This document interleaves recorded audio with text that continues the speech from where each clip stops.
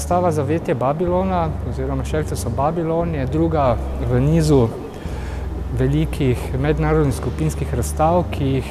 Kibla pripravlja v okviru koordinatorstva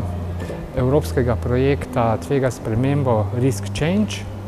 po lanskoletni MIG 21 oziroma Migracijsko interdisciplinarno gibanje. Je tako Zavetja Babilona posvečena, kot tudi že sam naslov pove, človekovim bivališčem, človekovemu bivanju, človekovemu obstoju in tistemu, kar na nek način najbolj nujno rabimo, da nas obkroža, seveda v smeri našega preživetja. Že od pradavnine ljudje iščemo zaprte prostore, se zatekamo bodisi v jame in mi smo vzeli za izhodišče eno seveda najbolj ikoničnih podob sveta in njegovega bivanja, pomeni Babilonski stolp. Babilonski stolp je pravzaprav, ne vemo, kako je dejansko izgledal, ampak poznamo torej od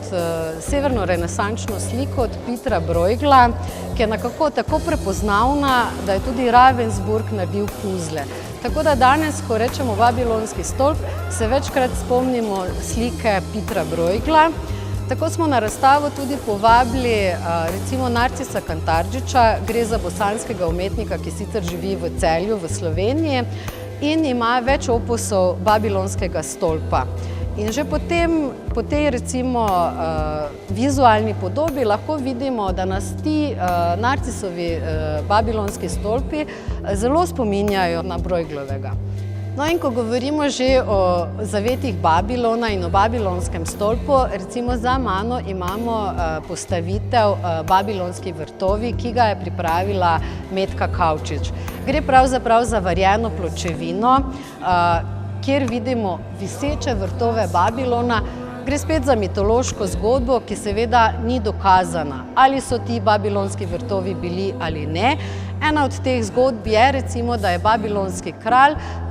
naredil oziroma ustvaril te babilonske vrtove za svojo perzijsko kraljico, da bi pozabila na svojo domovino. Za Babilonski stolp je zanimivo, da je v bistvu svojevrstna virtualna podoba predstave, ki jo ima recimo celotno človeštvo. Skratka, vsi ti zapisi oziroma slike so potem tudi na nek način posledično povzročile naše predstave, kako je izgledalo naše bivanje v pradavnini in seveda zelo enostavno tudi preko naše razstave potem ponazarjamo v delih, mislim, da 36 umetnic in umetnikov, kako si predstavljajo človekovo bivanje v aktualnem času, v sodobnosti. Povezali smo spet umetnice in umetnike raznih generacij iz različnih koncev sveta in samo razstavo koncipirali tudi kot zavetje, kot bivališče, kot nek prostor, v katerega se lahko zatečemo, ki je seveda obzaljšan z umetniškimi deli, obenem pa na nek način interierno oziroma arhitekturno koncipiran kot sprejemnica, kot salon, kot delovna soba, dnevna soba, spalnica, študijska soba in seveda tudi projekcijska soba in podobno, soba za sproščanje, soba za fiskulturo oziroma telovadbo, kar nas pač na nek način v sodobnosti tudi obdaja. Tako torej imamo v sklopu tega projekta, predstavljamo torej zelo sodobne umetnike. Gre za en zelo sodobni pogled na zatočišča in torej na jezike. In recimo v sklopu projekta predstavljamo umetnico Ano Vujović, kjer nam skozi umetniški pogled predstavlja Braillovo pisavo. Pol imamo recimo Hui Chin Wang, ki je na otvoritvi naredila kaligrafski performance, torej kaligrafija, ki je recimo za nas le pisava, za Kitajce pa je seveda ne samo pisava, ampak tudi ena zvrst umetnosti, torej tako kot v glasbi, v likovnosti je tudi kaligrafija zelo pomembna. skozi res različne medije, ki jih poznamo, torej in klasične in sodobne medije, do videa, do fotografije, intermedija in tako naprej. Predstavljamo osebna zatočišča, zavetja, kot si ga umetnik danes predstavlja, v smislu mikro in makro sveta. Poleg seveda raznih medijev, ki jih obravnava oziroma uporabljajo umetnice pri ustvarjanju svojih del, so tudi njihovi ustvarjalni principi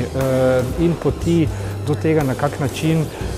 obravnavajo svoje delo, ga koncipirajo in tudi potem izvedejo seveda raznoteri. Lahko povezujemo od neke vrste recimo osnovnih človekovih dejavnosti, kot so branje, pisave, načini sprejemanja informacij, načini obravnavanja in tudi podajanja le-teh naprej, do pač ene čisto verjetno najbolj elementarne človekove zaznavne izkušnje, kot je tudi tip, sluh, vid in seveda ostala čutila, skozi katera izražamo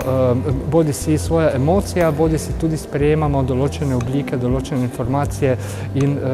določene zaznave. Tako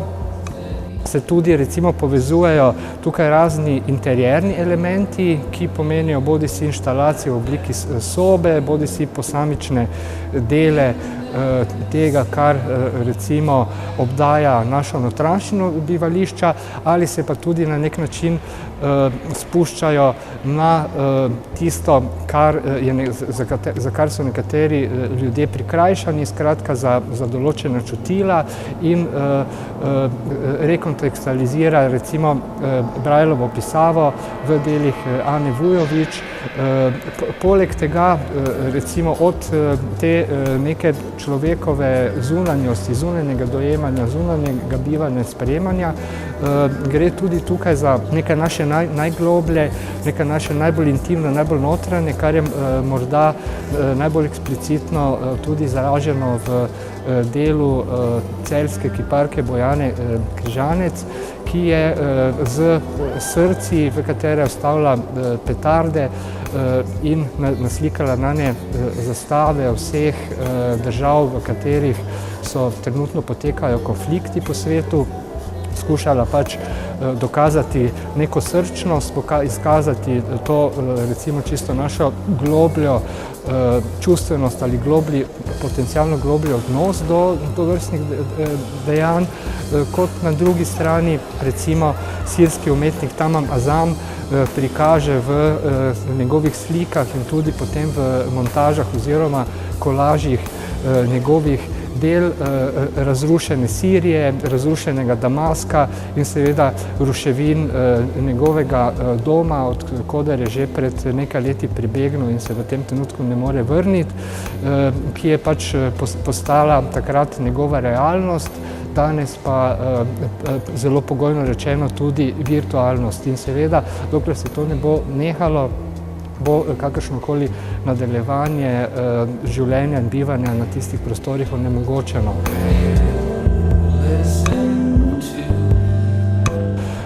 Če nadaljujemo z določenimi tudi spet notranjimi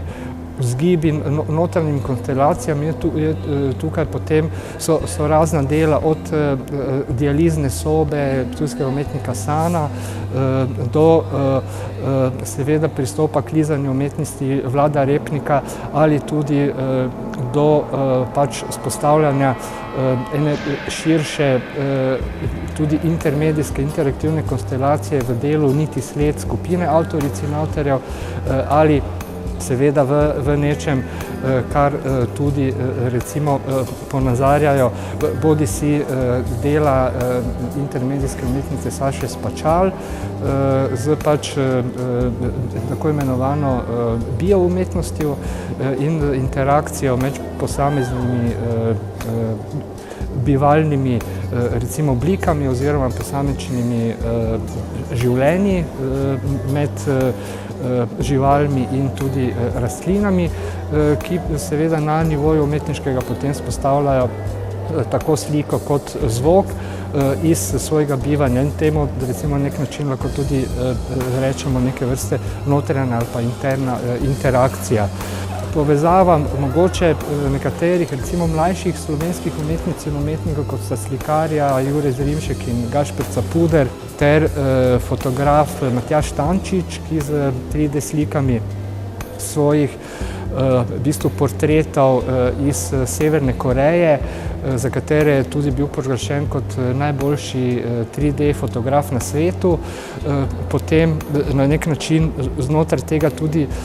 nadaljujejo koncept, ki ga recimo vzpostavlja na eni strani tako Ema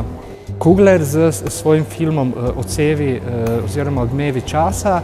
kot tudi litvanska umetnica Milja Škanolite,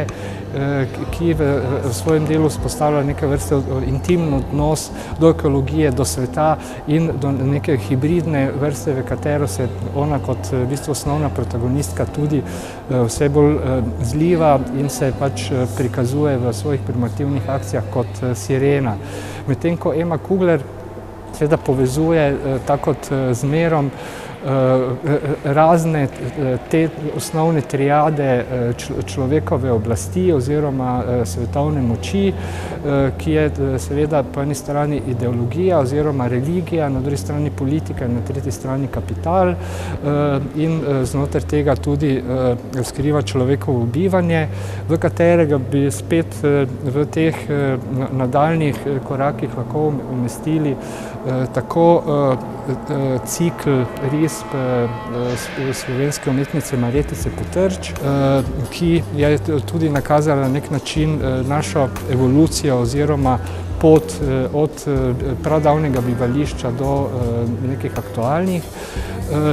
bivanj oziroma tudi družbenih ali pa širših socialnih kontekstov in seveda odnosov, tako ki jih pač spet kreirajo politika, kapital in tudi religija, ter seveda dialog samega sabo oziroma skulpture Luja Vodopivca ali pa sama slika recimo Marka Jakšeta z Babilonskim stolpom.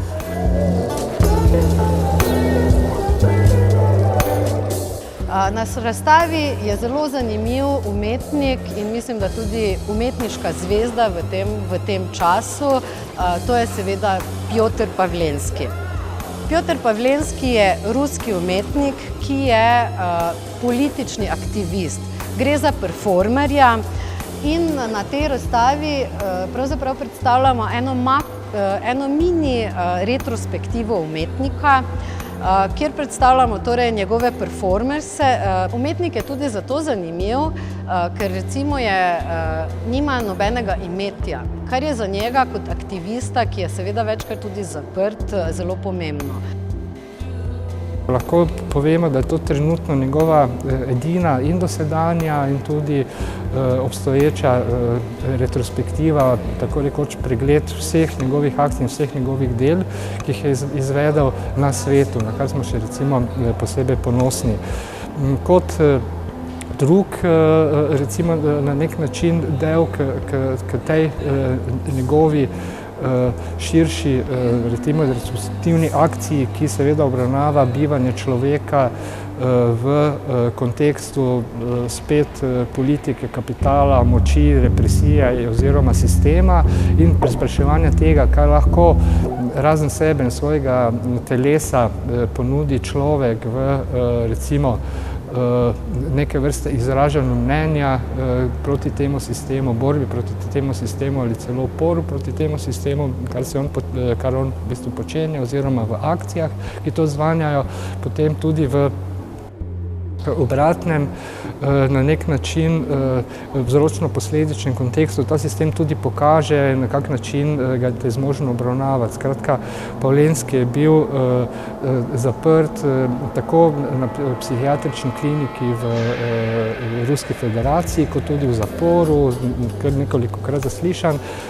kakor je tudi enako doživel v Parizu, skratka v Franciji,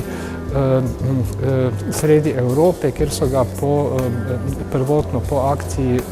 zaprli v psihiatrično kliniko, zdaj pa že nekaj mesecev v zaporu. Skratka, kot vidimo, sploh ni razlike med nobenimi političnimi sistemi, nobenimi ideologijami in so povsod enake, kakorkoli nam kdorkoli skuša prodati določeno razliko ali nianse, ki jih pa dejansko ni.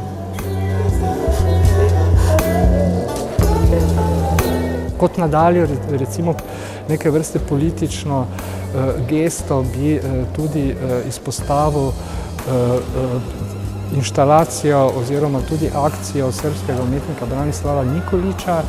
ki je z svojim kolegom, žal lani preminulim romskim samoukom, arhitektom Bobanom Mladenovićem,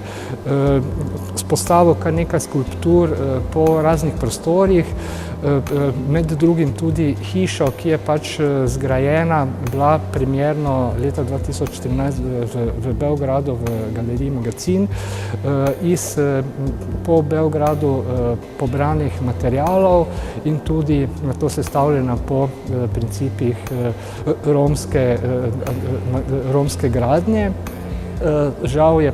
arhitekt Boban Mladenović umrl prav pri eni od teh gradenj, ker ga je ubila elektrika. Kot bi potem recimo na neki drugi strani lahko izpostavili pač relativno hladne, odtujene fotografske podobe v bistvu slovenskega fotografa Igorja Anđelića.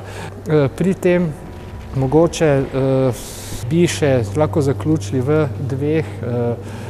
pod narekovaju virtualnih oblikah ponazoritve Babilonskega stolpa. Ena je seveda igra Migropoli, ki je pač tudi v avtorsko delo in je ob možnostih pogledovanja oziroma igranja z Babilonskim stolpom preko spleta in sestavljanke Babilonskega stolpa, že omenjene originalne Brueghelove risbe, tudi na nek način ob pač projektu Cabin Porn, ki ponazarja oziroma na nek način dokumentira razne oblike, avtonomne oblike čisto avtonomnih človekovih gradenj na raznih koncih sveta, predvsem pa na nekih osamljenih kotičkih, povezuje, se mi zdi, tudi celotno razstavo v enovito in zelo kompleksno zaokroženo celoto, ki pa jo spet še, mislim, da dodatno na nek način plastijo in obenem tudi jo podajo na neke naše in notranje in bolj meditativne ali pa razmišljujoče plati. V bistvu hologramska projekcija hrvaške umetnice Magdalene Pederin, ki jasno da spostavlja spet nek odnos med besedo, človekovim telesom in bivanje v nekem širšem kontekstu do povsem intimne, meditativne, audiovizualne inštalacije Sabine Štumberger, slovenske intermedijske umetnice, ki živi in deluje v Londonu, ter ne nazadnje tudi nekih bivalnih reminiscenc Aleksandre Farazin, ki je pač v ustvarjanju svoje sobe ponazorila občutke, spomine in tudi načine svojega bivanja v Turčiji oziroma v Istanbulu, ter mogoče še ne nazadnje tudi izpostavljenega dela skupnostnega, migrantskega oziroma tudi, lahko rečemo, avtonomnega, neodvisnega radija oziroma radijske postaje, ki jo vzpostavil Simon Macuh.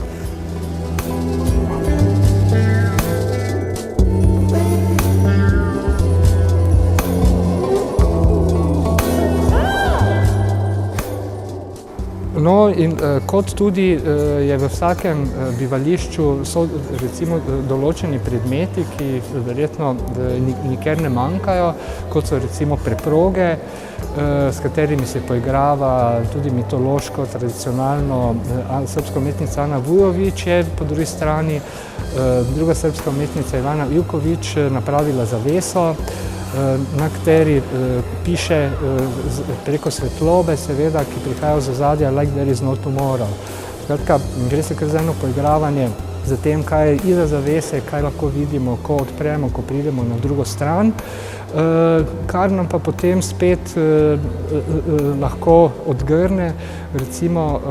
fotografinja Sandra Požun, ki pa pokaže tudi recimo drugo plat tega, kaj lahko tudi za zaveso najdemo, in seveda tam so tudi ponavadi ljudje takšni ali drugačni, ampak tudi za zaveso nekdo živi, kot tudi pred zaveso nekdo živi. In tudi se mi zdi, da pri tem, ko bomo znali postaviti tudi te medsebojne odnose in tudi to razumevanje, da je seveda vse skupaj soodvisno in povezano in da nikjer nismo sami in da vsaka naša kakršnakoli akcija vzpodbuja tudi določeno reakcijo, bo verjetno tudi bolj razumljivo, čemu in zakaj smo recimo v zadnjih letih priča dogajanju, ki na nek način